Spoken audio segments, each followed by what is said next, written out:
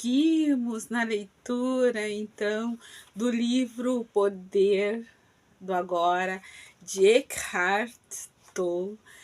Convido a quem não se inscreveu ainda no canal, por favor, se inscrevam, comentem. Estamos seguindo no primeiro capítulo, que é bem longo. O título desse primeiro capítulo, deixa eu encontrar aqui, é Você Não É Sua Mente. E nós seguimos para o subtítulo, que é a quarta parte deste capítulo, Iluminação elevando-se acima do pensamento. Vamos ver? O pensamento não é indispensável para sobrevivermos neste mundo? Nossa mente, respondeu Eckhart, é um instrumento, uma ferramenta. Está ali para ser usada como uma tarefa específica e depois, aliás, está ali para ser usada em uma tarefa específica e depois ser deixada de lado. Então, uma ferramenta, né?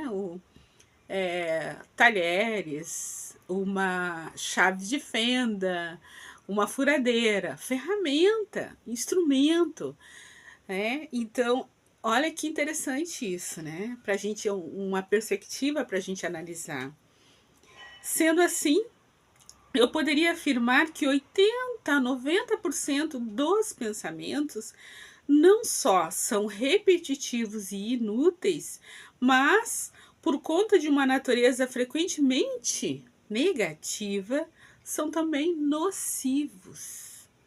Observe sua mente e verificará como isso é verdade.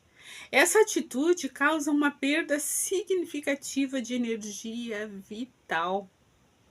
Esse tipo de pensamento compulsivo é, na verdade, um vício. O que caracteriza um vício? Simplesmente não temos mais a opção de parar. O vício parece mais forte que nós. Proporciona ainda uma falsa sensação de prazer. Um prazer que quase sempre se transforma em sofrimento. Por que temos que ser viciados em pensar? Porque estamos identificados com esse processo, já que a percepção do eu interior tem origem no conteúdo e na atividade de nossas mentes. Acreditamos que deixaríamos de existir se parássemos de pensar. Acreditamos que deixaríamos de existir. No processo de crescimento, construímos uma imagem mental de nós mesmos baseada em nosso condicionamento pessoal e cultural. Podemos chamar isso o fantasma pessoal do ego. Consiste em uma atividade mental e só pode ser mantido através do pensar constante. A palavra ego tem sentidos diferentes para pessoas diferentes, mas aqui significa um falso eu interior, criado por uma identificação inconsciente com a mente. Para o ego, o momento presente dificilmente existe. Só o passado e o futuro são considerados importantes. Essa total inversão da verdade explica por que, para o ego, a mente não é totalmente funcional. O ego está sempre preocupado em manter vivo o passado, porque pensa que sem ele não seríamos ninguém. E se projeta no futuro para assegurar a continuação de sua sobrevivência e buscar algum tipo de escape ou satisfação lá adiante. Ele diz assim: um dia, quando isso ou aquilo acontecer, vou ficar bem, feliz, em paz. Mesmo quando o ego parece estar preocupado com o presente, não é o presente que ele vê, porque constrói uma imagem completamente distorcida. a partir do passado. Ou então reduz o presente a um meio para obter o fim desejado. Um fim que consiste em um futuro projetado pela mente. Observe sua mente e verá que é assim que ela funciona. O momento presente tem a chave para a libertação, mas você não conseguirá percebê-lo enquanto você for a sua mente. Não quero perder a minha capacidade de analisar e criticar. Não me importa em aprender a pensar de forma mais clara, com um sentido mais direcionado. Mas não quero perder esse dom que considero o bem mais precioso que temos. Sem ele, seríamos apenas mais uma espécie animal. O predomínio da mente é apenas um estágio na evolução da consciência. Precisamos urgentemente passar ao próximo estágio, senão seremos destruídos pela mente, que se transformou em um monstro. Falarei sobre isso em detalhes mais adiante. Pensamento e consciência não são sinônimos. O pensamento é um pequeno aspecto da consciência. O pensamento não consegue existir sem a consciência, mas a consciência não necessita do pensamento. A iluminação significa chegar a um nível acima do pensamento e não ficar abaixo dele, ao nível de um animal ou de uma planta. No estado iluminado, continuamos a usar nossas mentes quando necessário, mas de um modo mais focalizado e eficiente. Assim, utilizando nossas mentes com objetivos práticos, não ouvimos mais o diálogo interno involuntário e sentimos uma enorme serenidade interior. Quando usamos de fato nossas mentes e, em especial, quando necessitamos de uma solução criativa, há uma oscilação de segundos entre o pensamento e a serenidade, entre a mente e a mente vazia. O estado da mente vazia é a consciência sem o pensamento. Só assim é possível pensar criativamente, porque somente desse modo o pensamento tem alguma força real.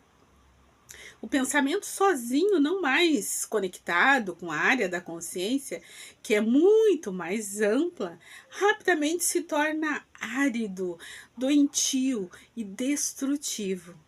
A mente é, em essência, uma máquina de sobrevivência. Ela executa muitas coisas boas quando, por exemplo, ataca outras mentes e se defende delas. Coleta, armazena e analisa uma informação, mas não é nada criativa.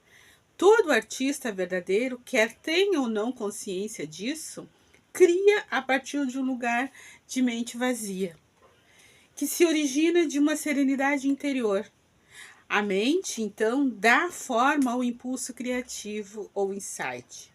Até mesmo os grandes cientistas têm relatado que as suas descobertas mais originais aconteceram em um momento de serenidade mental. Uma pesquisa nacional realizada com alguns dos matemáticos mais proeminentes que já atuaram nos Estados Unidos, incluído Einstein, para estudar seus métodos de trabalho, mostrou que o pensamento é apenas uma parte secundária da fase breve e decisiva do ato criativo em si. Logo, eu poderia dizer que a maioria dos cientistas não é criativa. A maioria dos cientistas não é criativa. Não porque não sabe pensar, mas sim porque não sabe como parar de pensar. Não foi a mente, nem o pensamento que criou o milagre da vida ou nossos corpos. É claro que existe uma inteligência de uma dimensão muito maior do que a da mente, trabalhando para manter tudo isso funcionando. Como uma simples célula humana que mede 1 por 1000 de 25,4 milímetros, poderia conter instruções dentro do DNA que encheriam 1000 livros de 600 páginas cada um? Quanto mais aprendemos sobre o funcionamento de um corpo, mais percebemos como é vasta a inteligência que age dentro dele e como sabemos pouco a respeito. Quando a mente se relaciona com o corpo, transforma-se na mais maravilhosa das ferramentas. Serve então a alguma coisa maior do que ela mesma. Então, aqui a gente vai desvendando, né, esse assunto sobre o poder do agora, sobre essa iluminação para que nós possamos nos elevar acima dos pensamentos na concepção, na definição que ele está aqui nos propondo, né, para que a gente reflita. Então, que a gente consiga parar e se perceber cada vez mais sobre como andamos pensando, né? Essa afirmação, então, que ele explica aqui, não quero perder a minha capacidade de analisar e criticar. Não me importo em aprender a pensar de forma mais clara, com um sentido mais direcionado, mas não quero perder esse dom que considero o bem mais precioso que temos. Sem ele, seríamos apenas mais uma espécie animal. Então, essa afirmação que é feita para ele então desdobra nesse olhar, né? Que sim, o pensamento é muito importante, né? Que a nossa mente é muito importante, realmente é que o que nos diferencia dos demais animais, né? Somos animais, somos seres racionais, né?